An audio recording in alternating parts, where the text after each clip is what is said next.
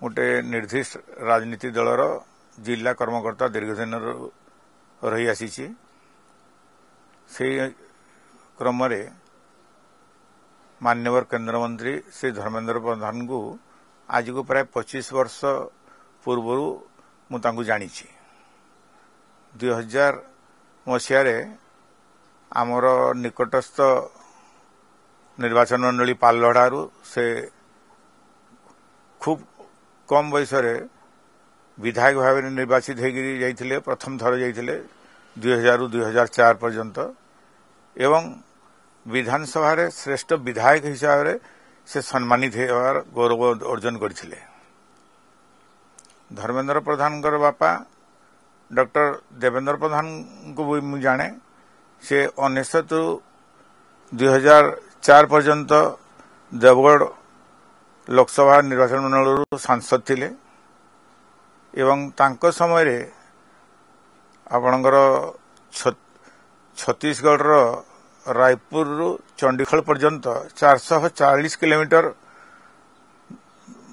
माने विशिष्ट NH 200 से निर्माण करथिले एवं धर्मेन्द्र बाबू पिलाटी बेलू तांगर जिमिति कथा कहा जाए तुलसी दुई पत्रु आसिला परी से पिलाटी बेलू 1985 मसीह खूब अल्प बयस सर्वभारतीय एबीवीपी संपादक हो पारिथिले एवं तांकर कार्यदक्षता कार्यशैली जे देखिबो निश्चित भाव प्रभावित हबो। ये गोटे उदाहरण आमे कहबा जे 2023 जून 10 तारीख दिन जिला नागरिक कमिटी पक्षरु देवगढ़ सर्किट हाउस परिसर रे आमे तांको साक्षात कलु। बारकोट रु झारसुगुड़ा पर्यंत नूतन रेल लाइन निर्माण पाई आमे तांको एक स्मारकपत्र देलु मान्यवर केन्द्र रेलवे मंत्री उद्देश्य आश्चर्यजनक भाव मात्र 53 दिन मध्य से कार्य को से हासिल करके देखदेले। अगस्त 4 2023 तारीख दिन बारकोट रु झारसुगुड़ा पर्यंत नूतन रेल लाइन पाई सर्वे ऑर्डर मिलला 4 कोटी टंका केन्द्र मध्य सैंक्शन कले।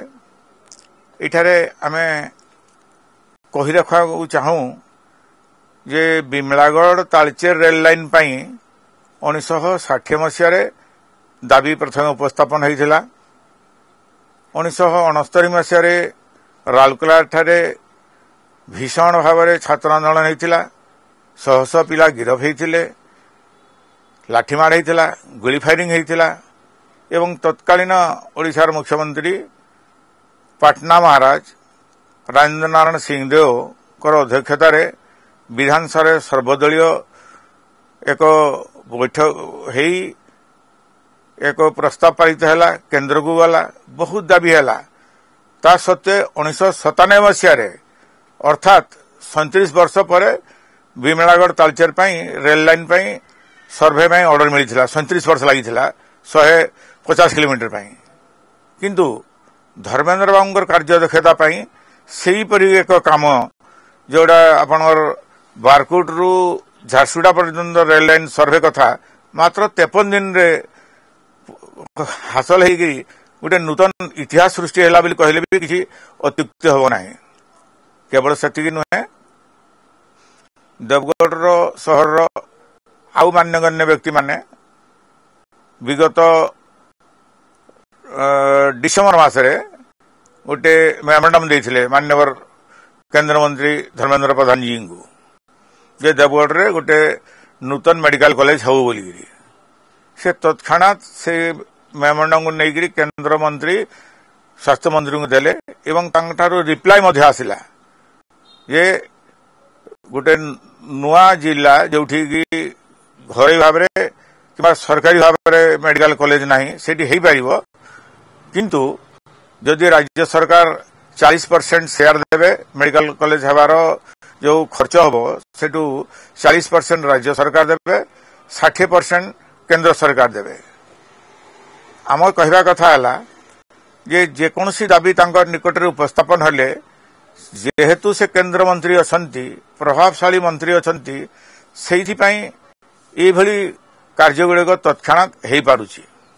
ଆଉ ଗୋଟେ ଉଦାହରଣ ଦେବି ଆପଣମାନଙ୍କୁ ମୁଁ ଯେ ସମ୍ବଲପୁରର ଅଇଁଠାପାଲି ଛକ ଯେଉଁଟାକି ସବୁବେଳେ ବିଜି ଜଙ୍କସନ୍ ବିଜି ଟ୍ରାଫିକ୍ ସେଠି ଆମେ ଉପଲବ୍ଧି କରିଛୁ ଯେ ଯେତେବେଳେ ସ୍କୁଲ ଟାଇମ୍ ହେଲା ଅଫିସ ଟାଇମ୍ ହେଲା ଘଣ୍ଟା ଘଣ୍ଟା ଧରି ଗାଡ଼ି ଗୁଡ଼ାକ ଅଟକି ରହୁଥିଲା। ମାନ୍ୟବର କେନ୍ଦ୍ରମନ୍ତ୍ରୀ ଧର୍ମେନ୍ଦ୍ର ପ୍ରଧାନ ରାଜ୍ୟ ସଡ଼କ ପରିବହନ ମନ୍ତ୍ରୀ କେନ୍ଦ୍ର ସଡ଼କ ପରିବହନ ମନ୍ତ୍ରୀ ନୀତିଶ ଗଡ଼କରୀଙ୍କୁ ଗତ ନଭେମ୍ବର ମାସରେ ଏ ସମ୍ପର୍କରେ ଏକ ଦାବି ନେଲେ ଲୋକଙ୍କ ପକ୍ଷରୁ। ଆଶ୍ଚର୍ଯ୍ୟଜନକ ଭାବରେ ଗତ ମାର୍ଚ୍ଚ ମାସର ଶେଷ ଭାଗରେ 374 କୋଟି ଟଙ୍କା ସ୍ୟାଙ୍କସନ ହୋଇଗଲା ସେହି 3 କିଲୋମିଟର ବିଶିଷ୍ଟ ଫ୍ଲାଏଓଭର ବ୍ରିଜ୍ ପାଇଁ। ଏସବୁ ତାଙ୍କର କାର୍ଯ୍ୟଦକ୍ଷତା ଏବଂ ଆନ୍ତରିକତା ଏବଂ କର୍ମ ନିପୁଣତାର ପରିଚୟ ବୋଲି ଆମେ ମନେ କରୁ। ଏହା ବ୍ୟତୀତ ମାନ୍ୟବର କେନ୍ଦ୍ରମନ୍ତ୍ରୀଙ୍କର ଉଦ୍ୟମରେ ଆପଣଙ୍କର ସମ୍ବଲପୁରଠାରେ IIM ହୋଇପାରିଛି, ବରଗଡ଼ଠାରେ ଇଥାନଲ ପ୍ଲାଣ୍ଟ ହୋଇପାରିଛି, ବଲାଙ୍ଗୀରଠାରେ 100 କୋଟି ଟଙ୍କାର ଏକ ବୋଟଲିଂ ପ୍ଲାଣ୍ଟ ହୋଇପାରିଛି, ଆପଣଙ୍କର ପାରାଦୀପଠାରେ ଯେଉଁ ତୈଳ ବିଶୋଧନାଗାର ହୋଇପାରିଛି। ଏଭଳି ଭାବରେ ସେ ମାନେ ଓଡ଼ିଶାକୁ ଶହ ଶହ କୋଟି ଟଙ୍କା ଆଣିବାର ସକ୍ଷମ ହୋଇପାରିଛନ୍ତି। ସର୍ବୋପରି ଏଠି ମୁଁ କହି ରଖିବାକୁ ଚାହେଁ, ମୁଁ କୌଣସି ରାଜନୀତି ଦଳରେ ନୁହେଁ, କିନ୍ତୁ ଯାହା ସତ୍ୟ ସବୁବେଳେ ସତ୍ୟ। ଜଣେ ବ୍ୟକ୍ତି ଥିଲେ ପ୍ରବାଦ ପୁରୁଷ ବିଜୁ ପଟ୍ଟନାୟକ, ଯିଏକି ସର୍ବଭାରତୀୟ ସ୍ତରରେ ରାଜନୀତି ସ୍ତରରେ ନିଜର ଦବଦବା ବଜାୟ ରଖିଥିଲେ। ତାଙ୍କ ପରେ ଇଏ ହେଉଛନ୍ତି ଜଣେ ବ୍ୟକ୍ତି ଧର୍ମେନ୍ଦ୍ର ପ୍ରଧାନଜୀ, ଯିଏକି ସର୍ବଭାରତୀୟ ସ୍ତରରେ ନିଜର ରାଜନୈତିକ ଦବଦବା ବଜାୟ ରଖିଛନ୍ତି। କହିବାକୁ ଗଲେ ସେ ବର୍ତ୍ତମାନ ଓଡ଼ିଶାର ସ୍ୱର ଭାବରେ ଯଦି କୁହାଯାଏ ତାହା ମଧ୍ୟ ଅତିରଞ୍ଜିତ ହେବ ନାହିଁ କି ଅତ୍ୟୁକ୍ତ ହେବ ନାହିଁ। ଧର୍ମେନ୍ଦ୍ର ପ୍ରଧାନ ବର୍ତ୍ତମାନ ଓଡ଼ିଶାର ଅସ୍ମିତା, ଓଡ଼ିଶାର ସ୍ୱାଭିମାନ, ଓଡ଼ିଶାର ଅଖଣ୍ଡତା ପାଇଁ ବରାବର ଚେଷ୍ଟା କରିଚାଲିଛନ୍ତି ଏବଂ ଓଡ଼ିଶାକୁ ସର୍ବଭାରତୀୟ ସ୍ତରରେ ରିପ୍ରେଜେଣ୍ଟ କରୁଛନ୍ତି। ଇଏ ହେଉଛି ଆମର ବ୍ୟକ୍ତିଗତ ଅନୁଭୂତି। ଯେତେବେଳେ ସେ ABVP ଥିଲେ ଏବଂ ତାଳଚେର କଲେଜରେ ପାଠ ପଢ଼ୁଥିଲେ, ସେହି ସମୟରେ କଲେଜ ଛାତ୍ର ସଂସଦର ସେ ସଭାପତି ହୋଇଥିଲେ ଏବଂ ଯାହା ମୁଁ କହିଲି 1985 ମସିହାରେ ସର୍ବଭାରତୀୟ ସ୍ତରରେ ସମ୍ପାଦକ ହେବାର ଗୌରବ ଅର୍ଜନ କରିଥିଲେ ଖୁବ୍ କମ୍ ବୟସରୁ। ସେ କାହାରି ଦୟାର ଦ୍ୱାରା ହେଇନାହାନ୍ତି କି କୋଉଠୁ ଉପର ଆଡୁ ଆଣିକିରି ତାଙ୍କୁ ମାନେ ଯେମିତି ତାନେ କିଏ କାହାର ବାପଙ୍କ ନାଁରେ କିମ୍ବା କିଏ କାହାର ଅନୁଗ୍ରହରେ ଯେମିତି ଆସିଥାନ୍ତି ସେମିତି ନୁହେଁ। ନିଜର ଦକ୍ଷତା ବଳରେ ଛାତ୍ର ଆନ୍ଦୋଳନରୁ ଆରମ୍ଭ କରିକିରି ଛାତ୍ର ରାଜନୀତି ଆରମ୍ଭ କରିକିରି ଆଜି ସର୍ବଭାରତୀୟ ସ୍ତରରେ ଆଜି କ୍ୟାବିନେଟ୍ ମନ୍ତ୍ରୀ ହେଇକି ରହିଛନ୍ତି। ତାଙ୍କୁ ସେଇଥିପାଇଁ ତ କୁହାଯାଏ ଉଜ୍ଜଳା ପୁରୁଷ ବୋଲି କୁହାଯାଏ।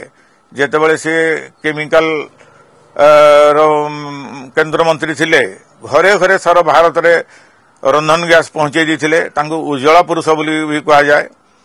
ଆଜି ତାଙ୍କୁ ତାନେ ପ୍ରଗତିର ସାରଥୀ ବୋଲି କୁହାଯାଉଛି।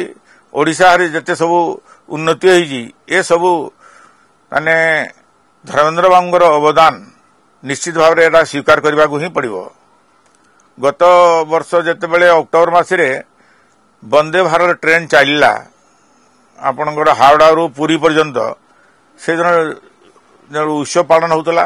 ଆମମାନଙ୍କୁ ନାଗରିକ କମିଟି ତରଫରୁ ବ୍ୟକ୍ତିମାନଙ୍କୁ ଡକାଯାଇଥାଏ ସେ ଉତ୍ସବକୁ। LED ଟିଭିରେ ସେ ଫଙ୍କସନ୍ ଡାଇରେକ୍ଟ ଟେଲିକାଷ୍ଟ ହେଉଥାଏ।